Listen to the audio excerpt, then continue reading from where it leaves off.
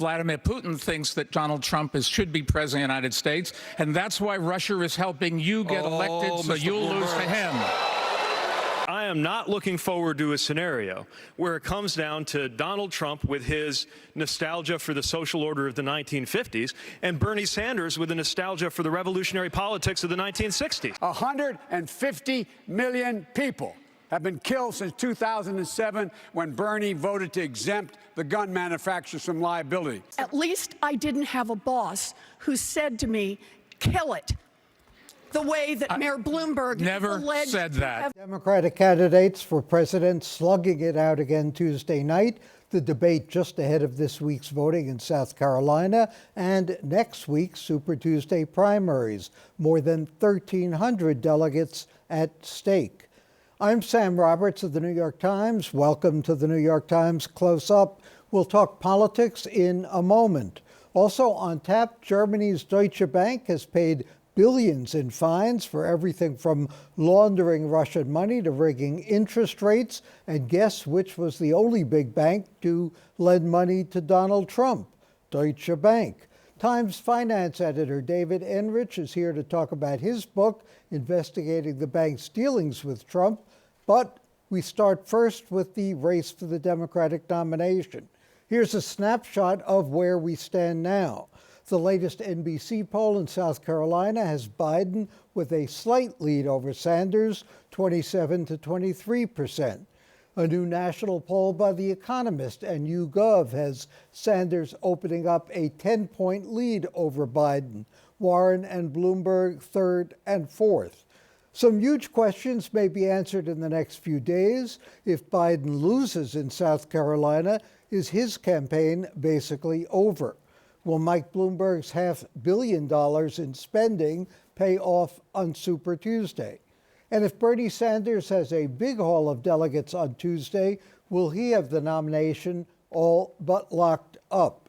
Lots to discuss. We're joined by Christine Quinn, the vice chairwoman of the New York State Democrats and former city council speaker, Eleanor Randolph, contributing writer at the New York Times, also of the author of the book you better read before Super Tuesday, The Many Lives of Michael Bloomberg.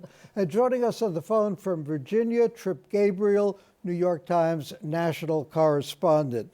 Trip, is there a feeling down in Virginia that Super Tuesday is going to make or break more than one candidate? No question. 14 states vote on Super Tuesday, which is just, a handful of days after South Carolina. So, whether or not the candidates head for the exits after Super Tuesday, it'll be pretty clear that, if they don't, there will be some zombie candidates going on. As you mentioned, the number of delegates that are at stake on Super Tuesday is enormous. If Sanders, is running away with it, it'll be almost impossible to catch him. If it's closer, it'll be coming down to probably a 2 or a 3 person race in which some of the, we have 7 candidates on stage at the South Carolina debate, and it'll be pretty clear that the writing's on the wall for many of them. Christine Quinn, is South Carolina make or break for Joe Biden? Yeah, I believe it is. There's no question. I mean, he made it make or break for himself. At one point, he called South Carolina his firewall, right? So he has, in his own words, done that. Now, you add on to that his not great showing in Iowa, New Hampshire, or Nevada. There is no kind of literally numerically, but also just symbolically, next place for him to go. So I think it is do or die on Saturday. Eleanor, Tripp mentioned the also-rans, at least the also-rans so far. What happens to them after South Carolina, after Super Tuesday? How long do they hang on when they are clearly, at this point, running third, fourth, maybe fifth? You can never sort of overestimate the amount of ego that a candidate for president has. Especially when other people are paying for it. That's exactly right.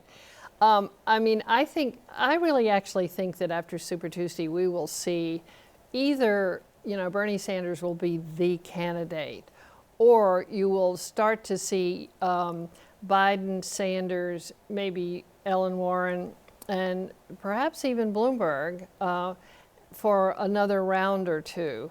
But it's starting to look like we're going to get to the finish line. And one of the things I'd like to complain about while we're here is the fact that New York's primary is April the 28th. By the time they get to us, I'd be willing to bet it'll be finished, it'll be done. And we're not going to count November either, because we'll be taken for granted. That's right. Trippis, do you detect any groundswell for Bernie Sanders? Is this sort of a self-perpetuating thing, that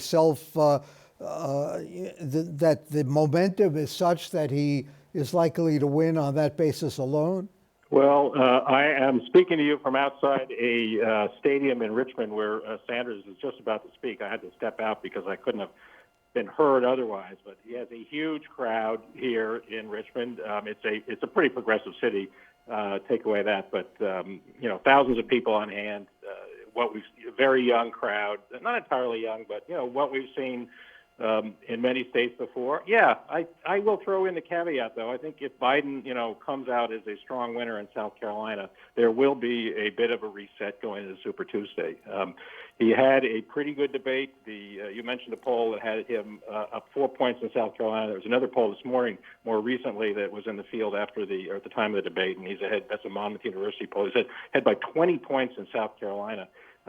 If he carries that into Saturday and comes out, with the narrative that he is the comeback kid, you'll see states like Virginia, which is basically a moderate-leaning Democratic run state or controlled state.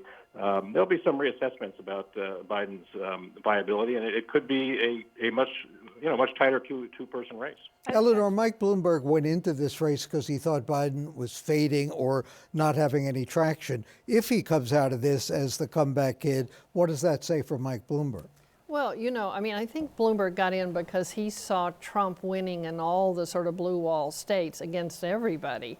And so I think if we have a Biden comeback, everything shifts and everything changes. And I think all the campaign teams are going to have to go back and say, look, if we don't support Biden, then Bernie's going to get it. And Bernie is the candidate that Putin wants, and he is the candidate that Trump wants. And there is something wrong with that. Trump has been trying to disparage Biden for more than a year. Obviously, he was impeached for trying to bring him down. So just knowing that is the opposition, I think the candidates will have to turn to support Biden. Christine, you were going to say something. Well, I was going to say, if Biden is the comeback kid on Saturday, which I think is a real possibility, he will be so energized. He'll be the Joe Biden we thought we would have seen, at the beginning of this campaign. I also think another thing to factor into how long people go is how much money they have. I mean, Elizabeth Warren is I guess, in third, by some count, it's the third, not fourth, third, but she raised a ton of money after not this debate, the last debate. So she has that. Mayor Pete continues to raise lots of money and did so after the last debate as well. So that will keep people in longer. I think Amy has less money and isn't seeing these huge post-debate windfalls, which I think becomes a big factor.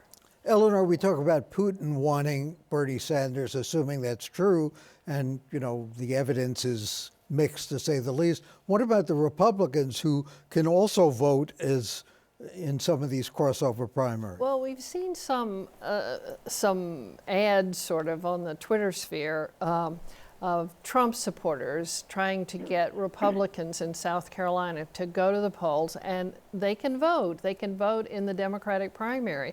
They suggest they go to the polls and vote for Bernie Sanders. Because he would be easier for Trump to beat, theoretically? That's what they think. I mean, Sanders has got a lot of baggage, and he would have problems. He's said things about Castro. He's a democratic socialist. He's got a lot of baggage for people, for the moderates and sort of people in the middle of the road here. I would just say one thing. The Clinton people 4 years ago thought the best candidate to run against was going to be Donald Trump. And years ago, Jimmy Carter thought the best candidate to run against was going to be Ronald Reagan. They could be getting this wrong. And nobody thought Donald Trump was going to be elected. Nobody. Trip Gabriel, you gave us a couple of hints about the candidates' personalities, the advantage of being with the candidates on the road. Klobuchar, you said, well, she can be kind of boring, and Mayor Pete maybe does lack a little passion. What else can you tell us about what the candidates are really like? Sam, I hope I never said Amy Klobuchar was a little boring. Maybe you're reading a tweet or something. I've been on the trail with her. She's actually a lot of fun to be with. And Buttigieg's kind of challenges that he has a narrow constituency, as we now see, and he has trouble. He has had extreme trouble winning African American support, which is going to be make or break. He's going to have a terrible. He's going to probably have a very difficult day in South Carolina. Are we seeing their real personalities when we see them in debate, see them on TV, see them to some extent in commercials? I'd say yes and no. I hate to give you a wishy-washy answer, but the CNN has had all of the top candidates, do hour-long forums, which is such a different format than a debate. And the one last night with Joe Biden was really remarkable. I mean, he was asked about his faith. He talked very movingly about losing a son and a wife and a daughter and a wife and his older son Bo, and he talked about it in terms of his faith. It's a side of Joe Biden I've never seen after watching 10 Democratic debates. In retrospect, the debate format is not the ideal way to kind of perceive a candidate's personality. It has its limitations, and he's an example of somebody who's you might cringe watching him in a debate, wondering if he's going to fall off the tightrope and say something that doesn't track, but in a more intimate setting, it comes across very differently. We talk about South Carolina being make or break for Joe Biden. Is next Tuesday, Super Tuesday, make or break for Mike Bloomberg? By his own determination. I mean, he's the one who has put, some of it was calendar-wise, but he's the one who said, we're putting it all on Super Tuesday. We're putting all our chips on, that number. And he's decided that was the strategy, and he'll be held to it because it's what he's put out there. Yeah, I think Chris, how well does he have to do? he needs to get a few delegates. We're looking at right now, so in some of those states, he's under 15%, which is, that's how much you have to get delegates. I mean, if he doesn't do well Super Tuesday, I think he'll pull back and start working to support the Democratic Party and try to deal with keeping the House Democratic and turning the Senate Democratic. I think that's where you will see Mike Bloomberg go. And go toward any candidate or not yet? I mean, he's closest to Biden. I think he would. I think anybody who gets out after if Amy Klobuchar gets out, she's probably going to support Biden, because if you start seeing the strength go in that direction, the last thing you need is to divide the troops even more. And that would be sort of a stop Sanders kind of movement within the party. Yes, it would be. It would But be. I also think for someone like Amy, it could be a stop Sanders. It could just be Biden then being a very viable candidate, and he's someone who she's worked with closely. They seem to be personally like each other, so I don't think it'll be exclusively a stop Bernie. I think it'd be genuine. Right. Thanks to Christine Quinn, Eleanor Randolph, Trip Gabriel of the New York Times. Coming up next, the curious relationship between an ethically challenged German bank and a real estate developer named Donald Trump.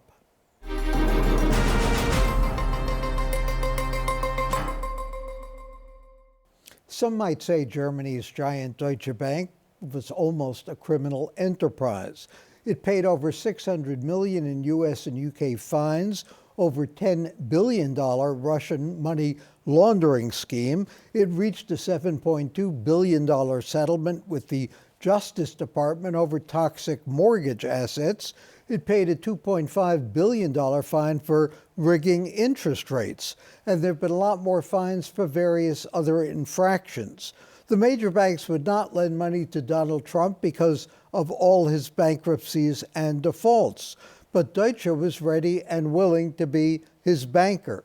Why did they lend billions to Trump? What's the story behind the Deutsche-Trump relationship and its connection to Russian money? Times finance editor David Enrich investigates it all in his new book, Dark Towers, Deutsche Bank, Donald Trump, and an Epic Trail of Destruction.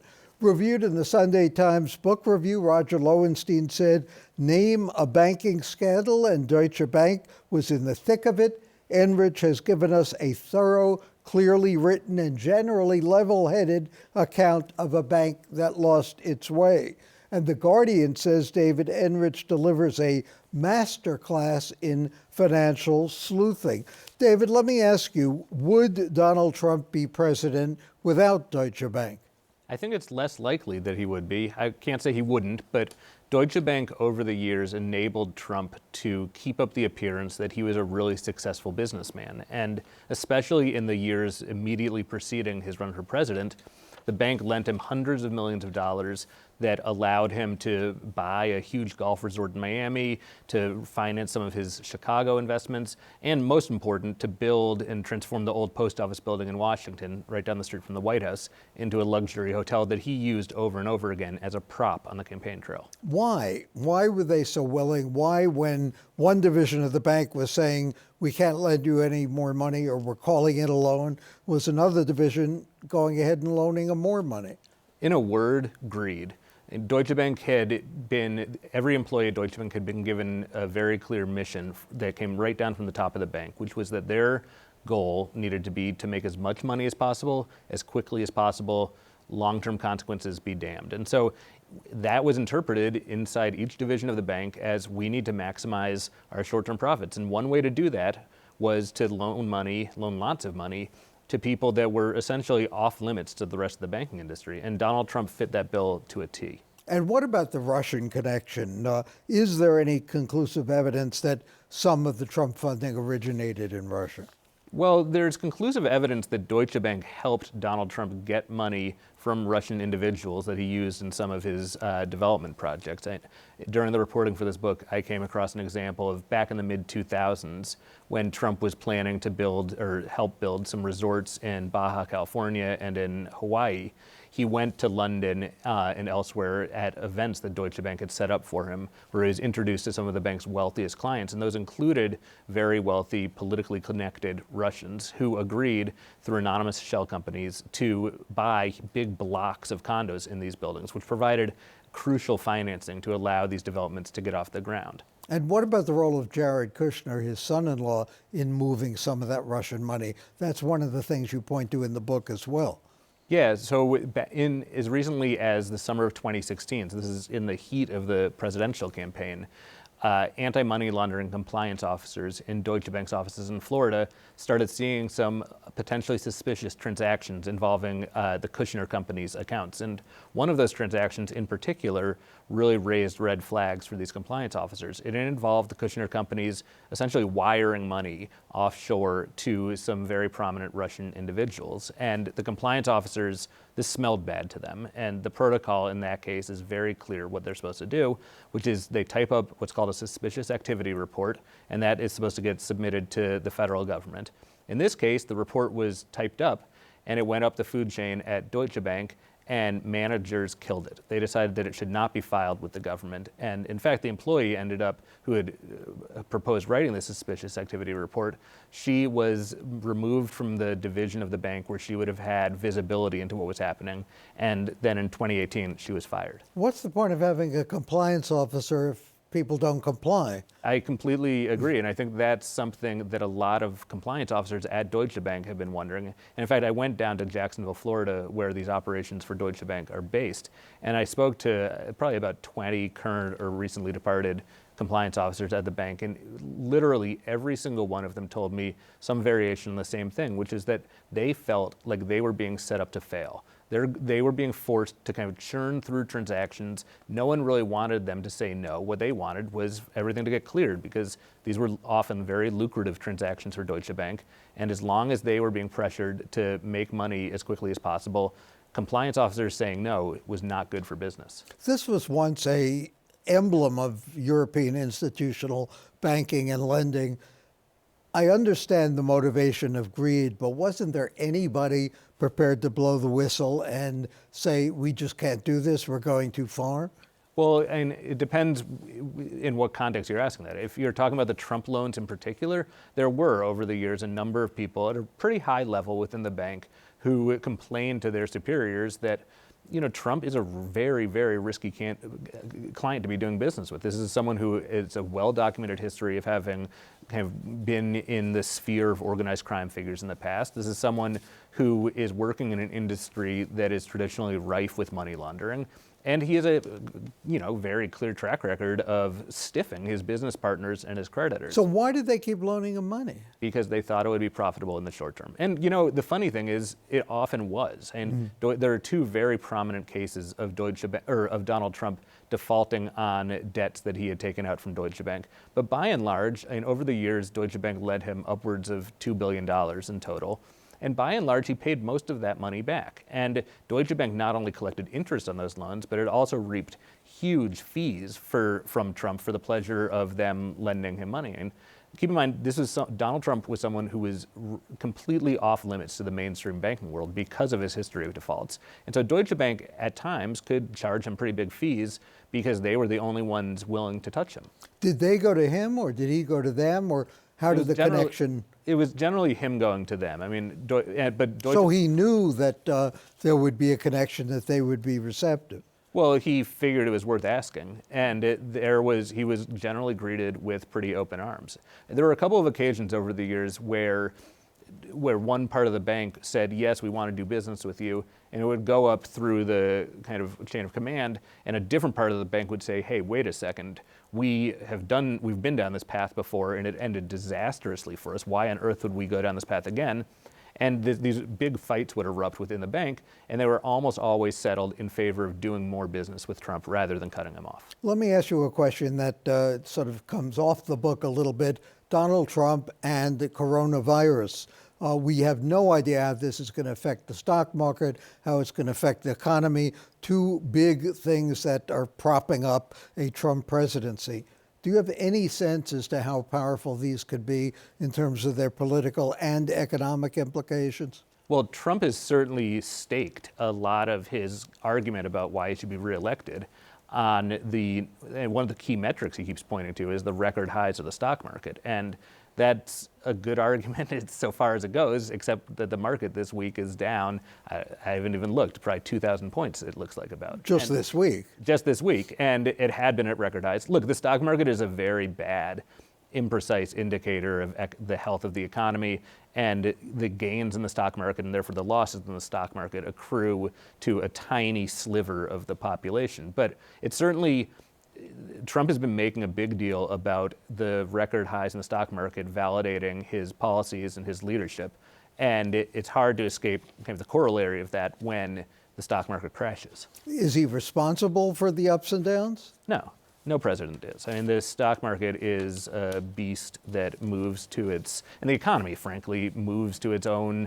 There's a billion different inputs, and it's crazy to think that any one person would have much sway over that. The book is Dark Towers. David Enrich, finance editor of the New York Times, and I'll add my thoughts coming up on CODA coming up next.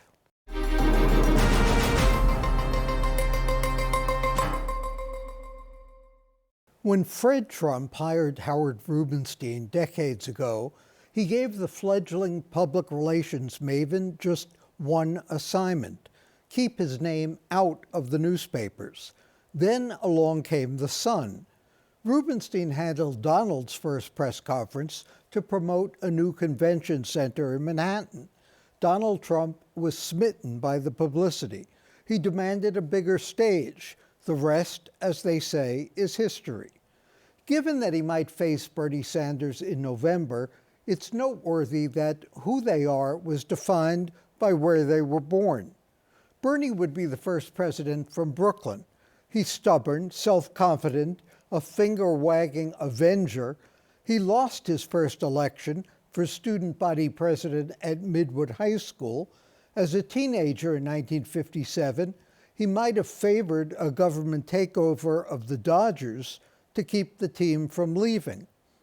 Queens, on the other hand, was the forgotten borough, an amalgam of small towns and parishes, an outer borough where irritating signs pointing toward Manhattan proclaimed to city. It is a transition place, Mario Cuomo once said. It has no permanence, so it doesn't have a history because it doesn't have continuity. In Queens, we never thought of ourselves as coming from New York City, Cuomo once recalled. Manhattan was New York. The East River was Trump's Rubicon. Manhattan was merely the first stop in his manifest destiny. Today, the Trump logo is emblazoned all over Manhattan, but the man himself has moved on. Greed trumped ego. Trump departed for Florida, where he could still be president without having to pay taxes in New York. For the New York Times and CUNY TV, I'm Sam Roberts.